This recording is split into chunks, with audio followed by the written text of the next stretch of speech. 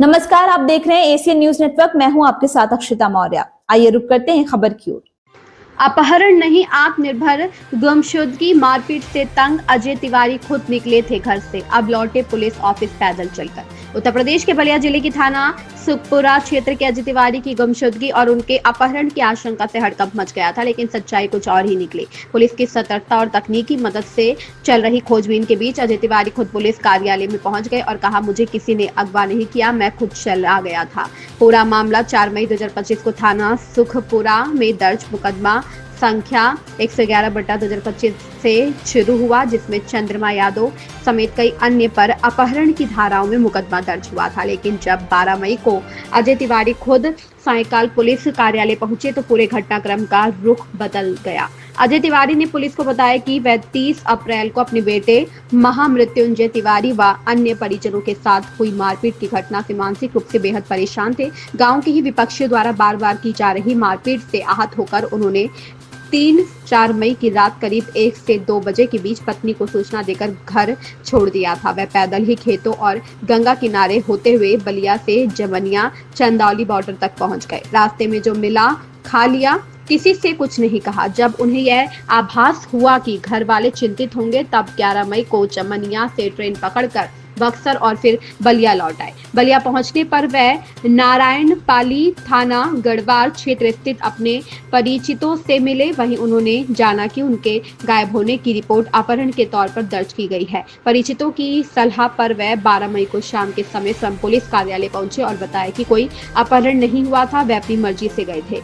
इस खुलासे के बाद सुखपुरा पुलिस ने गुमशुदा अजय तिवारी की सकुशल वापसी सुनिश्चित करते हुए उनके बयान और अन्य साक्ष्यों का मिलान शुरू कर दिया है। मामले में अन्य कानूनी कार्रवाई की जा रही है। पूरे अभियान का नेतृत्व पुलिस अधीक्षक ओमवीर सिंह के निर्देशन में अपर पुलिस अधीक्षक दक्षिणी कृपाशंकर व क्षेत्राधिकारी नगर श्यामकांत द्वारा किया गया। प्रभारी निरीक्षक सुशील कुमार दुबे के नेतृत्व में गठित टीम ने थाना सुखपुरा एवं एसओजी बलिया की संयुक्त टीम ने निरंतर प्रयास किया। खबर यूपी के बलिया से शीतल निर्भीक और रंजना वर्मा की खास रिपोर्ट। और प्रकरण काफी सुर्खियों में रहा और आरोप ये था परिवार का कि उनके परिवार के मुखिया का अपहरण कर लिया गया है। सर, उस मामले में क्या पूरा मामला था और अभी क्या मतलब था पुलिस की तरफ से? 3/4 मई की घटना है। 4 तारीख के सुबह डायल 112 के माध्यम से सूचना सुखपुरा थाने को मिली थी कि थाना क्षेत्र के उसोटी गांव के एक अजय तिवारी जी हैं, जिनका 10-12 मोटरसाइकिल और एक 4 व्हीलर पर कुछ बदमाश आए और अपहरण करके ले गए। इस सूचना पे जनपद के सभी अधिकारी मौके पे पहुंचे थे और पूरी घटना की तहकीकात की। लोगों के आसपास से जो लोग थे उनसे भी बातचीत की गई। जिनका अपहरण हुआ था उनके घर के ही बिल्कुल लगा हुआ एक घर और था जिसमें एक दुकान चलती थी, उनसे भी पूछताछ की गई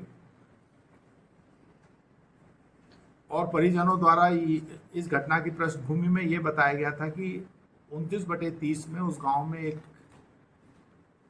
शादी थी जिसमें बारात के कुछ लोग जो अपहृत हैं, उनके घर के सामने जो एक गुप्ता जी हैं उनकी दुकान है, वहाँ पे सिगरेट इत्यादि लेने आए थे। लेकिन दुकान बंद होने के कारण वो उसी सड़क पे लघु शंका करने लगे। जो अपहृत हुए थे अजय तिवारी जी कथित रूप से, उनके एक बेटे हैं मृत्युंजय तिवारी, वो चक्की चला रहे थे।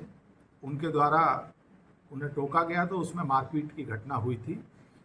उस मामले में सुबह जब लोग ये थाने गए थे तो उसमें सुसंगत धाराओं में अभियोग पंजीकृत कर लिया गया था तथा नियमानुसार जो उसमें दोषी थे उनका चालान भी किया गया था, इनका मेडिकल भी कराया गया था।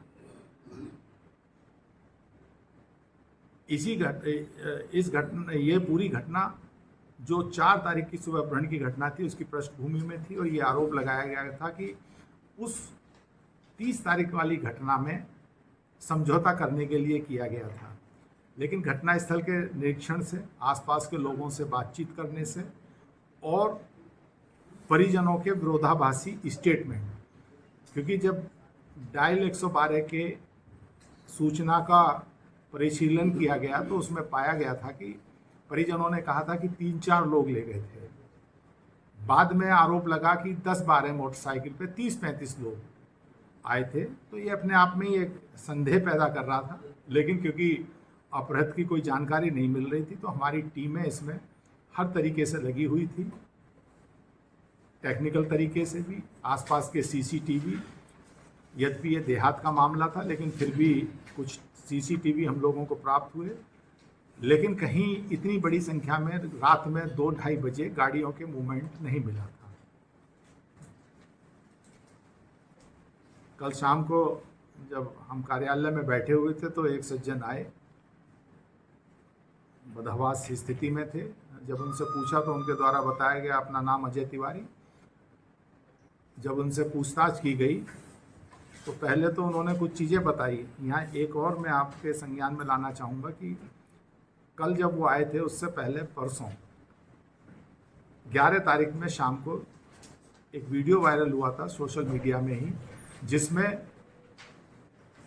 नारायणपाली गांव के पास उनको एक ई रिक्शा से उतरते हुए उसे पैसे देते हुए वीडियो था। फिर वहाँ कुछ लोगों से जब गहनता से पूछताछ करी थी, क्योंकि इसमें ना केवल पुलिस लगी हुई थी बल्कि आसपास के लोग भी काफ़ी पुलिस का सहयोग कर रहे थे और ढूंढने में मदद कर रहे थे, तो कुछ लोग और जो इनके बहुत घनिष्ठ परिचित थे वो भी मिले थे। जब कल कार्यालय में आए और थोड़ी सी इनके द्वारा इधर उधर की बात की गई, जब इन्हें सच्चाई बताई गई तो इनके द्वारा ये स्वीकार किया गया था कि ये खुद ही कुपित हो गए।